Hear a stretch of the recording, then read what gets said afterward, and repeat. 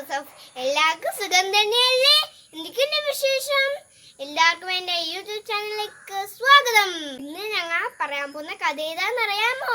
മോശയും ഇസ്രായേൽക്കാരും ചെങ്കടൽ കടന്നു പോകുന്ന കഥയാണ് ഞങ്ങൾ നിങ്ങൾക്ക് പറഞ്ഞിരുന്നത്. കേൾക്കണ്ടേ?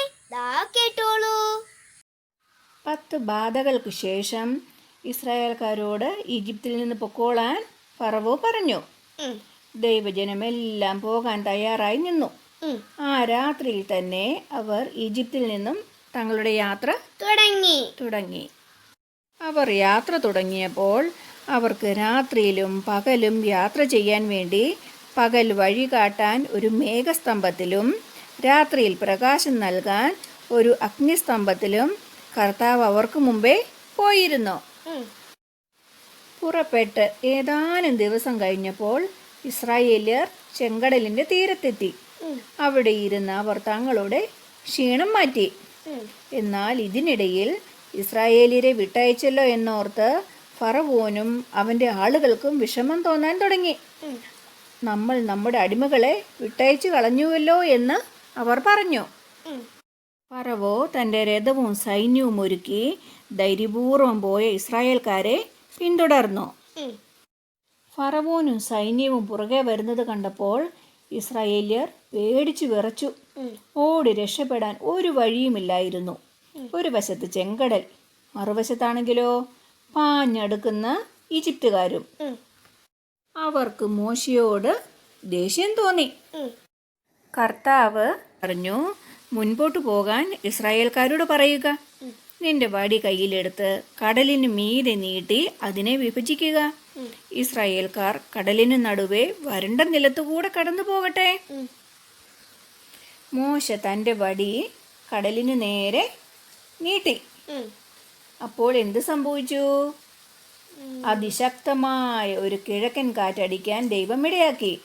കടലിലെ വെള്ളം 2 ഭാഗമായി പിരിഞ്ഞ് 2 വശത്തും മതിൽ പോലെ നിന്നു.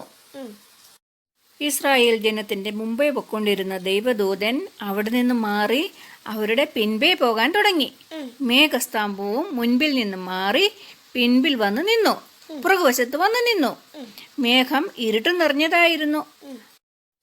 അപ്പോൾ ഇസ്രായേൽക്കാർ ഉണങ്ങിയ നിലത്തുകൂടെ കടലിന്റെ അങ്ങേക്കരയിലേക്ക് നടന്നു പോയി. ഈജിപ്തുകാരും കടലിന് നടുവിലേക്ക് നീങ്ങി. ഈജിപ്തുകാർക്ക് അവരുടെ രഥങ്ങൾ മുമ്പോട്ട് കൊണ്ടുപോകാൻ സാധിക്കാതെ വന്നു. ഇസ്രായേൽക്കാർ കടൽ കടന്നു കഴിഞ്ഞപ്പോൾ കർത്താവ് മോശയോട് പറഞ്ഞു, നിന്റെ കരം കടലിന് മീതെ നീട്ടുക. വെള്ളം മടങ്ങി വന്ന് ഈജിപ്തുകാരെയും അവരുടെ തേരുകളെയും കുതിരപ്പടയാളികളെയും മൂടട്ടെ. മോശ കടലിന് മീതെ കൈനീട്ടി. മോശ അങ്ങനെ ചെയ്തപ്പോൾ മതിലുകൾ പോലെ നിന്ന വെള്ളം കൂടിച്ചേർന്ന് ഈജിപ്തുകാരെയും അവരുടെ രഥങ്ങളെയും മൂടി. സൈന്യം മുഴുവനും കടൽ വെള്ളത്തിൽ മുങ്ങിപ്പോയി. അവരിലാരും അവശേഷിച്ചില്ല. അങ്ങനെ ആ ദിവസം കർത്താവ് ഇസ്രായേൽക്കാരെ ഈജിപ്തുകാരിൽ നിന്ന് രക്ഷിച്ചു. ഈജിപ്തുകാർ കടൽ തീരത്ത് മരിച്ചു കിടക്കുന്നത് ഇസ്രായേൽക്കാർ കണ്ടു. തങ്ങൾ രക്ഷപ്പെട്ടതിൽ ഇസ്രായേൽക്കാർ വളരെ സന്തോഷവാന്മാരായി.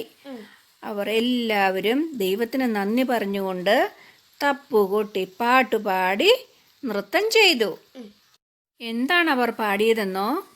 കർത്താവിനെ ഞാൻ പാടി സ്തുതിക്കും, എന്തെന്നാൽ അവിടുന്ന് മഹത്വപൂർണമായ വിജയം നേടിയിരിക്കുന്നു.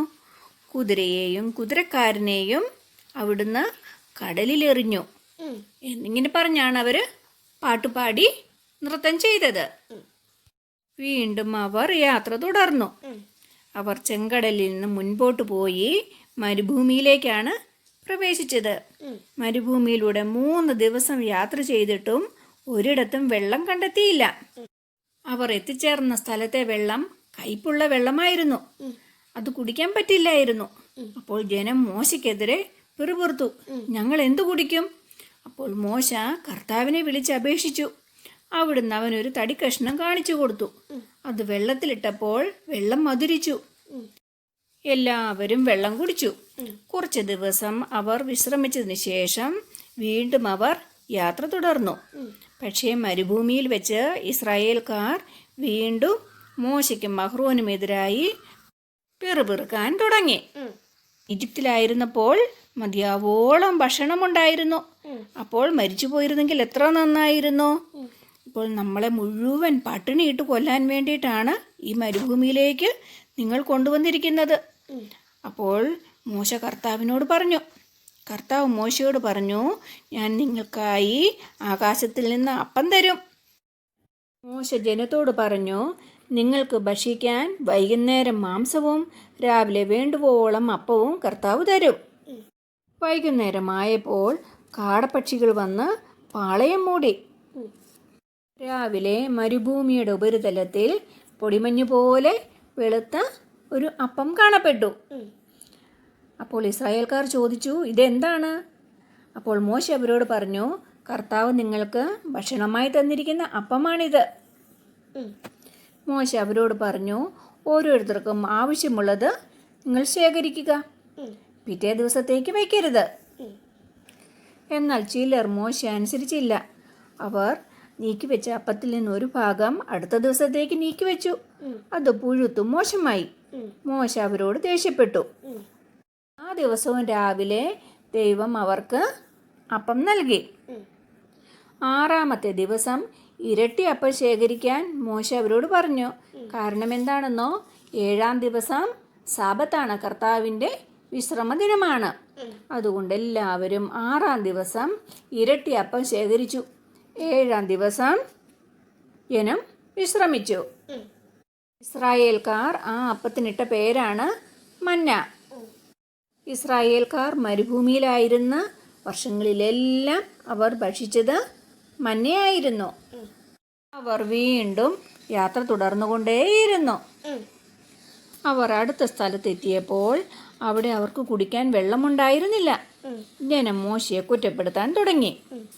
അപ്പോൾ മോശ കർത്താവിനോട് നിലവിളിച്ചു പറഞ്ഞു, ഈ ജനത്തോട് ഞാൻ എന്താണ് ചെയ്യുക? ഏറെ താമസിയാതെ ഇവർ എന്നെ കല്ലെറിയും. കർത്താവ് മോശയോട് അരുളി ചെയ്തു, നീ ഇസ്രായേൽ ശ്രേഷ്ഠന്മാരുടെ കൂടെ ജനത്തിന് മുൻപേ പോവുക. നദിയുടെ മേൽ അടിക്കാൻ ഉപയോഗിച്ച് വടിയും കയ്യിലെടുക്കുക. ഞാൻ നിനക്ക് മുൻപേ ഹോറേബിലെ പാറമേൽ നിൽക്കും. നീ ആ പാറയിൽ അടിക്കണം. അപ്പോൾ അതിൽ നിന്ന് ജനത്തിന് കുടിക്കാൻ വെള്ളം പുറപ്പെടും. മോശ അങ്ങനെ ചെയ്തു. ഇസ്രായേൽക്കാർ എല്ലാവരും വെള്ളം കുടിച്ചു തൃപ്തരായി. ചെങ്കടൽ കടന്ന് മോശയും ഇസ്രായേൽക്കാരും കൂടെ രക്ഷപ്പെട്ടു പോയി. പുതിയ കഥമായി ഞങ്ങൾ അടുത്ത ദിവസം വീണ്ടും വരാം. അതുവരെ ബൈ ബൈ.